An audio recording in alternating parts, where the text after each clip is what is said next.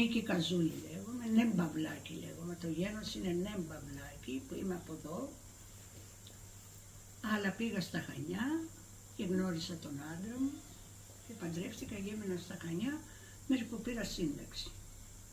Άμα πήρα σύνταξη ήρθα στο Καβαλοχώρι. Τον πατέρα μου τον έλεγανε Μανούσο, τη μάνα μου Μαρία. Είμαστε 11 παιδιά, 11 αδέρφια. Εγώ είμαι το 10ο. Το 10ο και υπάρχει και ένας αδερφός ακόμα που είναι το ειδικάτος. Καλά, οι άλλοι πεθάνανε. Ναι, πεθάνανε οι άλλοι. Ήταν και μεγάλη εδώ που τα λέμε, αλλά τέλος πάντων. Την είχε κλέψει τη μάνα μου ο πατέρας μου. Η μάνα μου ήταν αραβωνιασμένη και την έκλεψε. Είχε αραβωνιαστεί ένα Αμερικάνο. Και την έκλεψε ο πατέρας μου, 18 χρονών. Τότε κλέβανε. Τα χρόνια εκείνα κλέβανε, παιδί μου. Ήταν αραβωνιασμένη. Με έναν Αμερικάνο να φύγει στην Αμερική να σωθεί. Πραγματικά φεύγανε στην Αμερική. Είχε ο πατέρας μου, ήταν 4 αγόρια και ο πατέρας μου, το μεγάλο του αδερφό δεν τον γνώρισε, μόνο με τα γράμματα. Δεν είχε, ήταν μωρό και είχε φύγει στην Αμερική, το οποίο δεν ξανάρθει, πέθανε στην Αμερική. Εμείς γνωρίσαμε τα παιδιά του και τα εγγόνια του έχουν έρθει και έρχονται. Ήταν στη Καλιφόρνια, ναι, στην Καλιφόρνια. Πώς το λέγανε το μέρος, δεν θυμάμαι, τέλος πάντων. Μας στέλνανε δέματα μετά την κατοχή που πεινούσαμε. Ρούχα, από εκεί λαβαίναμε δέματα. Δέματα που πηγαίναμε στο Βάμο να τα πάρουμε από το ταχυδρομείο, να σηκώσει ένα αυτό, να πάρεις ρούχα, να βάλεις που δεν είχαμε ξυπόλυτα. 11 χρονών έβαλα παπούτσια εδώ. Χειμώνα καλοκαίρι ήμουν ξυπόλυτα. Πήγαινα Γάλα στο Βάμο. Ο Γάιδαρος πήγαινε, γιατί δεν υπήρχε δρόμος αυτός, ήταν ένα καντηρίμι. Ένα στενό σεκάκι ήταν, δεν υπήρχε δρόμος να πηγαίνεις τώρα από εδώ απάνω να πας στο Βάμο. Υπάρχει κάτι δρομάκια τώρα που έχουν κόψει και φαίνεται το καντηρίμι. Ίσα ίσα που μπορούσε ο Γάιδαρος να περάσει. Άρχιζε να χιονίζει και του χτυπούσε στα αυτιά του Γαϊδάρου. Δεν μπορούσε ο Γαϊδάρος να φύγει. Άμα του χτυπάει το χιόνι, δεν κουνάει για να τον σκοτώσει. Και τι να κάνω κι εγώ, φορτωμένο το γάλα, έκατσα από κάτω από την κοιλιά του. Για να μην βρέχουμε, παρόλο που είχα γίνει μούχημα, αλλά άκουα τη ζεστασιά τη κοιλιά του. Μέχρι που σταμάτησε η χιονιά και πήγα το γάλα στο Βάμο. Να ήμουν 7-8 χρονών. Ναι. Στο σχολείο δεν πήγαινα, όποτε μπορούσε να πάει, αλλά μετά από χρόνια ψηφίστηκε νόμος, δεν ξέρω τι, η αστυνομία επέμενε στις γονείς να στέλνουν τα παιδιά στο σχολείο. Δηλαδή ερχότανε και λέγανε, και πήγα, 2 τάξεις πήγα, δεν πήγα παραπάνω. Πρώτη Δευτέρα, στην Τρίτη δεν τη σταμάτησα. Εκεί στην Τρίτη τελείωσε. Είχε σχολείο αλλά δεν μας στέλνανε, μας στέλνανε στο Μεροκάματο. Αν ήταν οι ελιές, έλα να πάεις για 5 δραχμές. 5 δραχμές, 4 δραχμές να δουλεύεις πάνω στην ελιά, να ραβδίζεις, παιδάκια, όλα. Εγώ θυμάμαι από τότε που ένιωσα τον κόσμο. Από τότε που ένιωσα. Στο Μεροκάματο είμαστε. Στο Μεροκάματο να επιζήσουμε, να φέρουμε να φάμε όλοι. Σε ελιές να πάνε στα χαρούπια, να πάνε στα θέρι, να θερίζουνε, να αλωνεύουνε. Δεν υπήρχαν τότε μηχανές και τέτοια, αλωνεύαμε. Αλωνεύανε, λιχνούσανε και ήθελε να πάρεις αυτοί που τα είχανε. Υπήρχαν χόρτα πάρα πολλά. Πήγαιναμε στα χόρτα, μας συσσώνανε τα χόρτα και είχαμε και λαδάκι. Ναι. Υπήρχε κυνήγι, γιατί δεν υπήρχαν αυτοκίνητα να κυκλοφορούν και είχε κυνήγι. Όπως είναι τώρα οι τσίχλες, τέτοια. Θυμάμαι τον πατέρα μου ένα βράδυ, θυμάμαι ένα βράδυ που ξύπνησα, που πήγε, ήταν κακοκαιρία και πήγε και έφερε 100 τσίχλες. Δεν είχε που να τσιβάνει στο σακούλι και έβαζε και απάνω του. Και να καθαρίζει, να ψήνει η μάνα μου, να φτιάζει, δεν υπήρχε και ψυγείο και έπρεπε να ψηστούν αμέσως ή να τσιγαρίσεις, να είχες, να κρατήσεις. Είχε λαγούς, κυνήγια, ναι, είχε λαγούς, θυμάμαι ξέχαστα. Σπουργητάκια, αυτά ήτανε. Τι να πω. Ναι. Ναι, εμείς δεν μπορούσαμε, δεν πεθαίναμε, γιατί όσο να είναι κάτι βρίσκαμε. Θα ανέβριστε σίκα, θα ανέβριστε στα φύλλα, θα ανέβαινες να κλέψεις. Εν τω μεταξύ στα σπίτια εκλέβανε και ο καθένας τα βάζε εκεί που κοιμότανε τα τάχια τα ζώα, για να μην μπουν μέσα να σου τα κλέψουνε, για να τα σφάξει να φάει, γιατί πεινούσε. Θα σου τα έπαιρνε, δεν μπορούσε να αφήσει τα πρόβατα έξω, όπως τώρα τα αφήνουμε έξω. Όχι, Θεός φυλάξει. Γιατί είχε πείνα. Υπήρχαν και πάρα πολλά σαργάρια και αυτά βέβαια ήταν, γιατί έχουν και ασβέστιο και κρατούσαμε στη ζωή. Πήγαινα και μάζευα βελανίδια και έπιανε το διάνο η μάνα μου και του άνοιγε το στόμα και του βάζε 30 βελανίδια. Δεν είχε να τα ταΐσει καρπό και ήταν εποχή να τα δώσουμε να τα σφάξουν για να τα πάμε να τα πουλήσουμε. Γαλοπούλα, σε αρσενικιά. Και δεν είχε φαΐ. Εγώ έτσι έπαιρνα 40 κομμάτια τώρα και τα πήγαινα στο χωράφι και βοσκούσανε. Και τα γύριζα, τρώγανε μόνο χόρτα. Αλλά έλεγε η μάνα μου, πήγαινε να βρεις και ένα καλάθι βελανίδια και καθότανε και τους έβαζε. 30, το θυμάμαι, αξέχασα από μέτρα, 1, 2, 3. Μετρούσε πόσα θα βάλει, γιατί να, έτσι έκανε την κοιλιά της. Και αυτά ήταν πολύ δυναμωτικά τα βελανίδια. Ναι, γιατί δεν είχε καρπό να τον ρίξει. Το ζόρι του άνοιγε το στόμα και έριχνε το βελανίδι. Όχι, δεν το τρώγανε, γιατί ήταν και χοντρό, πιο χοντρό από το δάχτυλό μου. Και δεν καλά, αλλά δεν το τρώγε. Δεν το τρώγε, όχι. Του άνοιγε το στόμα και του τα ρίχνε μέσα. Ναι, αυτό το θυμάμαι, ξέχασα. 1,5 μήνα πριν τα Χριστούγεννα, γιατί τα Χριστούγεννα ερχόταν οι κασάπιδες και τις ζητούσαν έτσι, οι γαλοπούλες και τέτοια. Και τα γουρουνάκια, τα είχαμε με τα πρόβατα στο χωράφι, δεν τους δίναμε τίποτα άλλο. Με τα πρόβατα τρώγανε τα χόρτα. Τρώγανε χόρτα και γυρίζανε. Πηγαίναν και αυτά τα γουρουνάκια με τα πρόβατα μαζί. Τώρα δεν πάνε, τα γουρουνάκια δεν πάνε, όχι. Είχε καμάρα η κουζίνα, τη ρίξαμε γιατί έπεσε, είχε χώμα από πάνω, λεπίδα.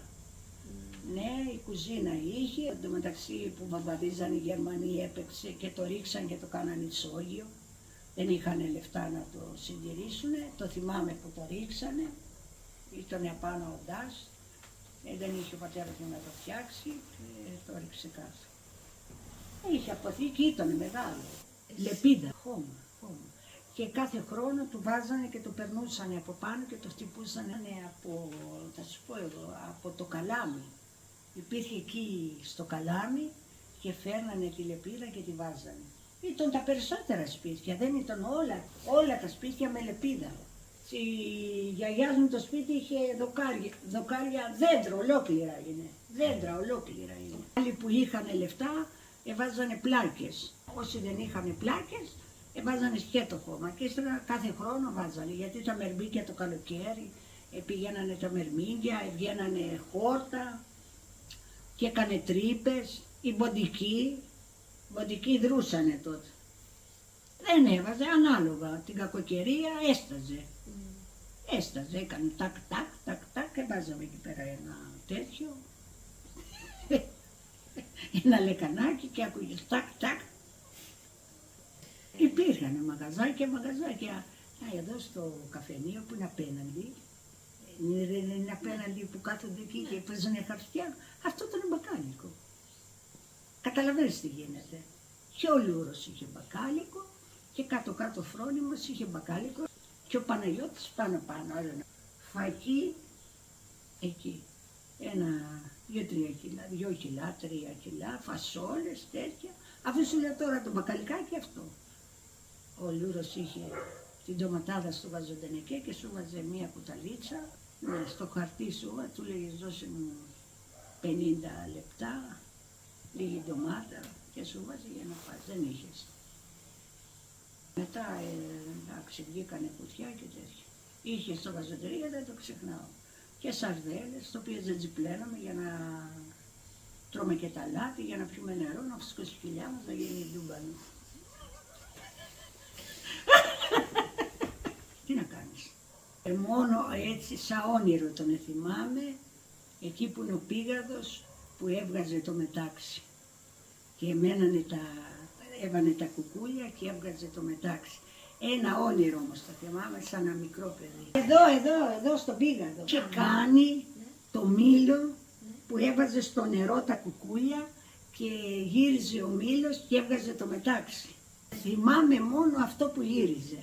Και ότι εμάζευα τα σκουλίκια από μέσα τη μεταλλούδα αυτή και λέει πάρτα και τα πήγαν στις κότες και τα ταΐζαμε, τρώγαν οι κότες για να τα φάνε, οι κότες. Και τον ελέγανε και μεταξάς λέει όταν το επίθετο και έβγαζε το μετάξι.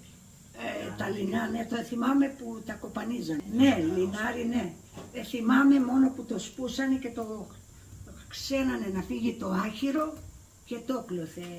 Η μάνα μου το κλωθε. Η μάνα μου έφαινε, αργαλιό έφαινε. Γεια σου. Ναι, έφαινε η μάνα μου.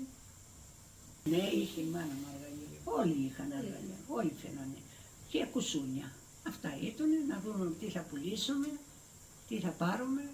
Σου λέω, ύστερα ερχόταν ο έμπορας με 2 άλογα, φορτωμένος με πετσέτες, με σεντόνια, με τραπεζομάντιλα και σου λέγε τι θα πάρεις, δώσε μου το πλεκτό, δεν σου δίνει λεφτά. Έπαιρνες πράγματα. Το παράγγελνες όμως αν ήθελες παραπάνω.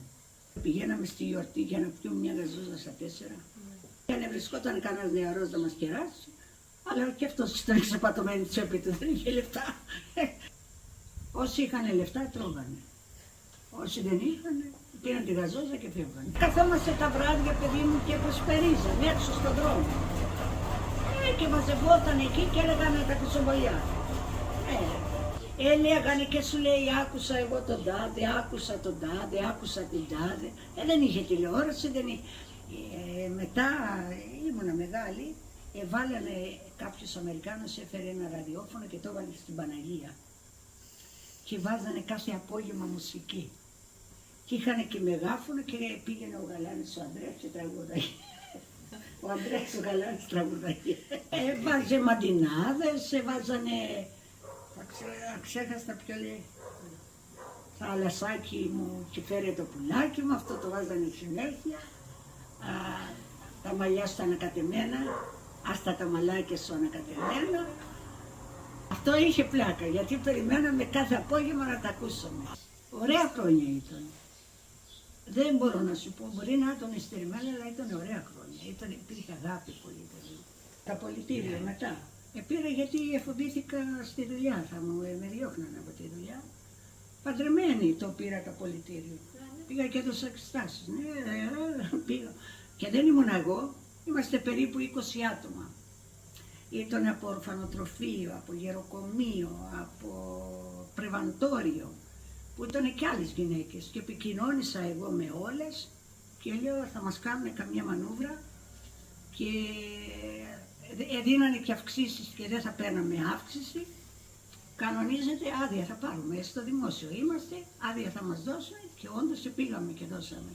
Και γνώριζα εγώ τον πεθεωρτή γιατί έφερνε ο πεθεωρτής τα παιδιά του και του λέω δώσε μας τώρα το χαρτί, μα εμείς δεν πάμε στο πανεπιστήμιο. Όχι, θα γράψεις εξετάσεις κανονικά. Και έχω τα πολιτήριο, λίγο καλώς 7. Και στα Χανιά έπιασε δουλειά ο πατέρας μου, ήταν φύλακα στην Ελεουργία που κάνανε σακούνια. Πήγαιναν την Πυρήνα. Πυρήνα ήταν από τα εργοστάσια, από τα αλετριβία ήταν τότε, δεν υπήρχε εργοστάσιο. Ναι, και πήγε ο πατέρας μου εκεί, γνώρισα τον άντρα μου, παντρευτήκαμε, έκανα 4 παιδιά, έπιασα δουλειά, αυτά. Ήταν παιδικός σταθμός, είχαμε από 2,5 χρονών. Είχε και νηπιαγωγείο, 2,5 μέχρι 5,5-6 χρονών που πηγαίνανε κανονικά σχολείο. Τα είχαμε εκεί. Η ανάγκη να δουλέψεις, να βγάλεις μεροκάματο. Ήτανε καλά, γιατί είχα και τα παιδιά μικρά, τα είχα εκεί. Τα πήγαινα εκεί και είδα ότι υπάρχει καινή θέση και έκανα τα χαρτιά μου και είμαστε πολλές στην προκήρυξη. Εντάξει, πήγαν εμένα. Είχα μικρά και γι' αυτό δεν είχα που να τα αφήσω, να πληρώσω γυναίκα, που να βρω τα λεφτά. Ενώ εκεί τα είχα μέχρι που πήγανε κανονικά στο σχολείο και ήταν καλά, μια χαρά. Και μετά πήρα τη σύνταξη και ήρθα εδώ στο χωριό. Ήταν η μάνα μου εδώ και ερχόμουν. πέθανε και ο πατέρας μου πολύ νωρίς και ερχόμουν και έβλεπα τη μάνα μου. Ναι. Και ερχόμουν και μάζευα ηλιές, μπεροκάματο, όχι γιατί είχα περιουσία, δεν είχα τίποτα. Ναι, ήταν η ζωή πολύ δύσκολη. Δύσκολα χρόνια, παιδί μου. Τι να θυμάμαι, εδώ ήταν σου λέω, το Γάλα πήγαινα, μόνο κάθε Κυριακή δεν πήγαινα. Πήγαινε κάποιος κύριος άλλος, ο οποίος αυτός ζει ακόμα. Του το έπαιρνα εγώ το γάλα, μου το φορτώνε στο αυτό και δεν ερχόταν τις καθημερινές. Και στον δρόμο συναντούσα τα παιδιά, πηγαίνανε στο βάμο στο γυμνάσιο και κρατούσαν τα παπούτσια στο χέρι σε ένα σακούλι, γιατί ήταν σακούλια τότε, δεν υπήρχαν τσάντες, ξέρεις, σακούλια που τα φαίνανε. Και τα βάζανε την ώρα στο γυμνάσιο, τα παπούτσια για να μην λιώσουν. Ερχότανε από την πλάκα τα παιδιά για να πάνε στο σχολείο. Εγώ τα συναντούσα στον δρόμο, που κατέβαινα από το γάμο και έφερνα έφερνα με το γάιδανο. Και ήταν εξυπόλυτα γι' αυτά. Σκέψου να περπατάς από την πλάκα να πας στο βάμο κάθε μέρα και να κατεβαίνεις στις βροχές, στις καταιγίδες. Και δεν υπήρχε ρολόι. Δίνανε ένα ρολόι μιανού παιδιού, 8 η ώρα το πρωί, να παίζει την καμπάνα. Και ακούγαμε την καμπάνα για να πάμε στο σχολείο. Δεν ήξερες τι ώρα είναι να πας στο σχολείο, δεν είχαν ρολόγια τότε. Έπρεπε να έχει ένα παιδί το ρολόι και χτύπαγε καμπάνα για να πας στο σχολείο. Ναι, τότε δεν είχε. Ύστερα εξελιχθήκανε και είχαν τα πάντα. Είμαστε 180 παιδιά στο σχολείο τότε. Αυτό το σχολείο είχε 180. 5 δασκάλους. Ένα χωριό του Γιάννα. Η Κοπράνα, το άσπρο που λένε τώρα, το άσπρο ερχότανε τα Ντουλιανά και το Καβαλοχώρι. Στα Ντουλιανά όμως ήταν Ήταν ο Παπαδάκης δάσκαλος εδώ, αυτός με διάβαζε. Μια βασιλική, το επίθετο της δεν θυμάμαι. Ο Πάτη ερχόταν, όλοι από το μονοπάτι, και οι δασκάλοι και όλοι. Όχι ο δάσκαλος, ο Παπαδάκης, ερχόταν με μηχανή.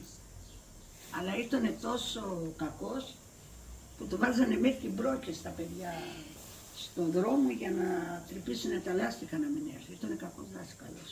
Χτυπούσε πολύ άσχημα τα παιδιά. Του είχαν κοπεί και αυτά και έγραφε έτσι. Τώρα ξέχασα τον, θυμάμαι έτσι. Τα δάκτυλα από τα 3 οι Γερμανοί του τα είχαν κόψει. Τώρα γιατί δεν ξέρω.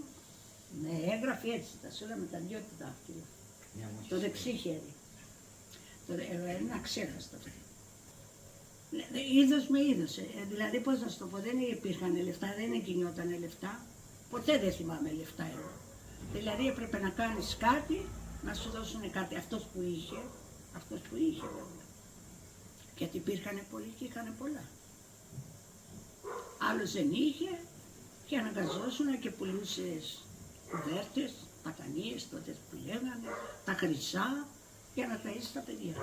Τα παίρνανε, μαυραγορίτες σε λέγανε τότε. Εδώ στο Λεδί το σπίτι, τότε σας το είχε ένας παπάς. Και τότε πέθανε αυτός και μπήκανε μέσα και είχε σιγαζοντενεκέδες στα λεφτά. Και μπήκαμε σαν παιδιά εμείς και βλέπαμε τα λεφτά, αλλά είχαν λήξει. Δηλαδή δεν υπήρχαν τότε, ήταν δραχμές, μα τι δραχμές και λεφτά και τα είχαν μέσα σε γαζοντενεκέδες. Να δεις, να σκεφτείς ότι δεν υπήρχαν, είχαν άλλοι λεφτά και δεν τα δίνανε, αχρηστευτήκανε τα λεφτά και μετά τα παραιτήσανε. Ναι, αλλάξανε μετά τα νομίσματα. Πόσες φορές έχουν αλλάξει μετά την κατοχή? Έχουν αλλάξει 3 φορές. 3 φορές αλλάξανε. Τα νομίσματα αλλάξανε 3 φορές. Και τα βάζανε σε γαζοντενεκέδες, σε πιθάρια για να τα φάνε οι ποντικοί. Τα δίνανε, παιδί μου, τα χρυσά. Η μάνα μου έδωσε ό,τι είχε και ό,τι δεν είχε, που τις είχε κάνει ο Αμερικάνος που ήταν αραβωνιασμένοι, τα έδωσε.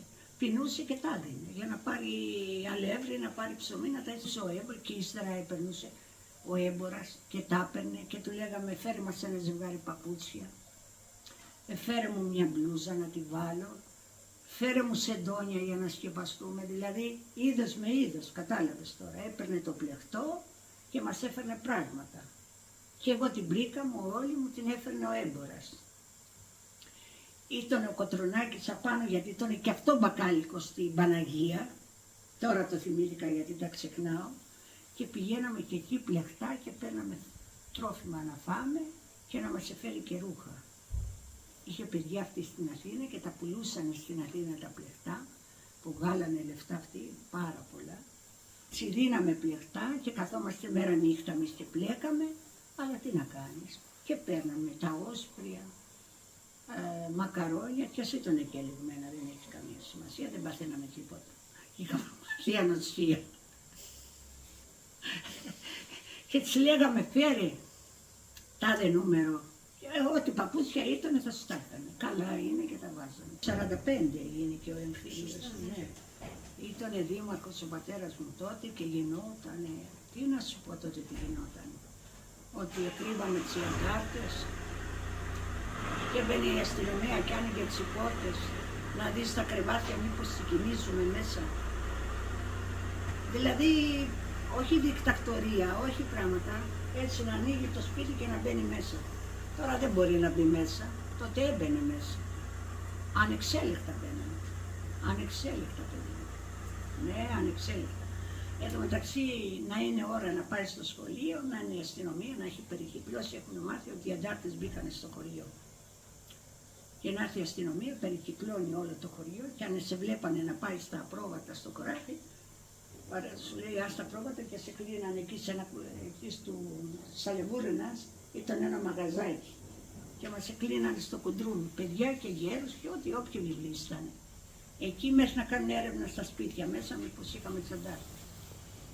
Ναι, το θυμάμαι. Τον Αναστάση, τον θυμάμαι στην πλατεία και τον χτυπούσανε με τον βούρβουλο. Ένα βούρβουλο και τον χτυπούσανε που τσίχης κρυμμένος. Αυτός ήταν αριστερός. Και το ξέρανε και σου λέει εσύ είχες κρύψει μπροστά στον κόσμο. Ένα βούρβουλα που ήταν, πώς να σου το πω, δεν ξέρουμε τι ήταν αυτός. Και τον εκτυπούσανε και να κλαίνε τα παιδιά, οι κόρες του, να φωνάζουν και να τον επέρνουν να τρέχουν αίματα. Άστα. Παιδιά τα βλέπαμε εδώ στην πλατεία τις χτυπούσαν. Οι Γερμανοί δεν κάνανε τόσα, όσα κάνανε αυτοί σου λέω εγώ. Εγώ αυτή την ανάμεση τη θυμάμαι του Αναστάση. Και του πνίξανε και ένα γιο. Του πνίξανε και ένα γιο. Ναι. Κάνανε πολλά, έκαναν. Έπαθε το χωριό πολλά, τέλος πάντων. Και καφενεία μου. Πολλά είχε. Καλά αυτός, ναι, την παράδεισο τώρα αυτή που είναι κλειστή. Την πλατεία, το από πάνω της Μόνικας ήταν εκεί. Και είχε και εκεί που ήταν τώρα που πέθανε η Μαρία εκεί, στη φάμπρικα, ήταν και εκείνο. Καφενείο και αυτό. Μα δεν είχε μόνο να κάτσουν 3-4 άτομα, δεν είχε παραπάνω. Τα δεν είχαν να πιω. Θυμάμαι και άμα κάνανε πανηγύρι, θα σου το πω. Και είχαν γιορτή να πάμε, παιδιά που είμαστε κορίτσια να πάμε. Μια γαζόζα στα 4. Ζητούσαμε μια γαζόζα στα 4, δεν υπήρχαν λεφτά να δώσουμε. Η οποία η γαζόζα ήταν στο πηγάδι, στον κουβά και δεν είχε ψυγεία, δεν είχε ρεύμα. Να είναι κρύα για να μην την πεις, να είναι βραστή. Να είναι ζεστή εννοώ, κατάλαβες. Αυτό ήταν καφενείο, αυτό καφενείο, εκεί καφενείο, το άλλο καφενείο. Ήταν 4-5 και ήταν και διαφορετικά κόμματα και βγάζανε τις καραμπίνες φαίνεται, ξέρω εγώ. Ήτανε καφενεία, ήτανε. Ο καθένας άνοιγε ένα καφενείο και ερχότανε, γιατί καφέ δεν πίνανε, δεν ξέρω τι τα πίνανε. Με ρεβήθηκαν, ναι, το πιο πολύ τον ερεβήθη. Πραγματικά κιόλας το ρεβίθι, τώρα το θυμήθηκα. Από ρεβίθι και βάζαν και λίγο καφέ φαίνεται, ανάμειχτο ήταν, ανάμειχτο. Πλέκαμε κοβανέλι. Εμείς πλέκαμε, τα κορίτσια είμαστε. Υπήρχε σπίτι που είχε εδώ στην Κατούνα, είχε 8 αδερφές ήτανε. Εδώ στην Κατούνα, καλά πεθάνα, δεν υπάρχει κανείς. Ναι, μια γειτονιά. Όχι παιδί μου, πλέκαμε μόνο. Πλέκαμε και κάναμε μια βόλτα στο χωριό. Έκαναν και οι νεαροί μια βόλτα, από εδώ και πηγαίναμε κάτω προς την Αρμυρίδα, αλλά δεν πηγαίναμε Αρμυρίδα, κάναμε βόλτα, στον Ιφοπάζαρο λέγανε εδώ. Μόνοι μου έμαθα τότε. Πλέκαμε κοπανέλι και συγκεντρωνόμαστε ολόκληρο εργοστάσιο, για να σμίξαμε 8-10 κοπελιές, άκουε συνεργείο ολόκληρο ήτανε. Σμίγαμε και ασχολούμαστε. Ναι, ήθελα και εγώ να βγαίνω, να ταξιδεύω. Είχα πάει στη Γαλλία, με στείλανε για να σωθώ και με πήγανε σε ένα υπόγειο και έπλαινα πιάτα ένα χρόνο. Οι γονείς μου, 11. 11 χρονών. Να μην πήγαινα στο σχολείο και πήγα εκεί να δουλεύω και είχε ξενοδοχείο αυτός και εγώ έπλαινα πιάτα. Μελαγχολία έπαθα γιατί ήμουν ελεύθερο πουλί, πώς τα λένε που πετάνε εδώ και φεύγουνε και κλείστηκε σε ένα υπόγειο μέσα. Τι θέλεις να νιώθεις, σε ένα χρόνο κλειστό με βλέπεις ούτε τον ήλιο ούτε τη μέρα. Έφυγα εγώ, έφυγα. Όποιος έφευγε τότε στο εξωτερικό και τον επέρνανε, ήταν ο καλύτερος. Είχε γίνει ο βασιλιάς. Ερχότανε οι Αμερικάνοι ξερομαλημένοι και ήταν 80 χρονών και θέλανε να πάρουν μια 16 χρονών. Το κάνανε. Παντρευότανε και τις παίρνανε. Και εμένα, ο πατέρα μου αδερφός, ήταν 60 χρονών και πήρε μια 16 χρονών. Αυτή ζει ακόμα. Δεν ξέρουμε και αν πέθανε καθόλου, δεν ξέρω. Και του βγάλε τα χαρτιά του όμως επί τόπου, μόλις την πήρε στην Αμérica. Στον πόλεμο δεν υπήρχε μεροκάματα. Ταξίδευε όλοι, ταξιδεύανε να φύγουν στο εξωτερικό. Και εγώ είμαστε αραβωνιασμένοι το 61. Ήμουν αραβωνιασμένη. Και δεν υπήρχε τίποτα μεροκάματο να δουλέψουμε. Πώς θα παντρευτούμε, δεν είχαμε τίποτα στον ήλιο μοίρα. Και βρίσκει να φύγει στη Γερμανία ο άντρας μου. Και πάει και λέει του πατέρα μου, θα πάρω την νίκη να φύγουμε στη Γερμανία. Τώρα λέει μαζευέτα και σήκω φύγε. Με κάψαν η Γερμανία εμένα εδώ. Το έτσι είχαμε εδώ. Και θα την πάρεις να πας στη Γερμανία, όχι. Και μετά αναγκάστηκε και δεν έφυγε. Και αυτός σε παλέψαμε εκεί. Δεν έφυγε. Δεν έφυγε. Ήταν ετοιμασμένος, του είχαν κανονίσει στο εργοστάσιο που θα πάει και εγώ να φύγουμε στη Γερμανία. Δεν είχαμε λεφτά. Να βγούμε έξω δεν είχαμε, να πάρουμε 2 πασατέμου, 2 σπόροι να πάρει. Δεν υπήρχε. Είχες λεφτά. Και κοίταξες αν ο πατέρας σου είχε καμιά φακή, καμιά φασολάδα να φας. Δεν υπήρχαν. Ο κόσμος τότε, μέχρι το 64 εδώ, μετά έφευγε στο εξωτερικό, έφευγε βέβαια. Όλοι στο Αυστραλία, Αμερική, Γερμανία. Φύγε όλη η νεολαία. Αδειάσανε. Αδειάσανε, παιδιά. Αδειάσανε. Εμείς δεν είχα φύγει. Εμένα η μάνα μου που έκανε κακός, τότε είχε αδερφός του πατέρα μου ήταν αυτός. Πολύ γύφτος. Στη Γαλλία που πήγα, είχε τα ξενοδοχεία και δεν μου έδωσε και φράγμα. Είχε αγάπη τότε. Τώρα δεν υπάρχει. Υπήρχε αγάπη, ένιωθε ο ένας τον άλλον. Ναι. Εδώ μου φόρτωνε ο πατέρας μου 2 κοφίνια και μου λέει πήγαινε στο Βάμο, στο τάδε μέρος υπάρχουν σίκα να μαζέψεις, να σηκωθώ τη νύχτα, να πάω, να βρω σίκα για να έχουμε να φάμε φρούτα που δεν είχε να πάει σπαΐ. Να κλέψω, όχι να... τώρα τι θες. Σήκωνα τα τσουβάλια εγώ εδώ, 80 οκάδες και έτρεχα και τα άρπαγα από κάτω και δεν καταλάβαινα Χριστό. Το αλτριβιδιό, ξέρεις, τη φάμπρικα που γυρίζει αυτό και κατεβάζει την πρέστα, την τελευταία γύρα την γύριζα εγώ, μόνη μου. Τώρα δεν μ' ακούει να σηκωθώ από την καρέκλα. Δεν το πιστεύουν εμένα. Έχουν ζήσει τόσο καλά που δεν μπορούν να το πιστέψουν. Όχι. Τι να πω, να μην κουράζεται πολύ ο κόσμος. Ξέρω εγώ να είναι παιδί μου τίμιος, να αγαπάει ο ένας τον άλλον. Το σπουδαιότερο είναι να υπάρχει αγάπη παιδί.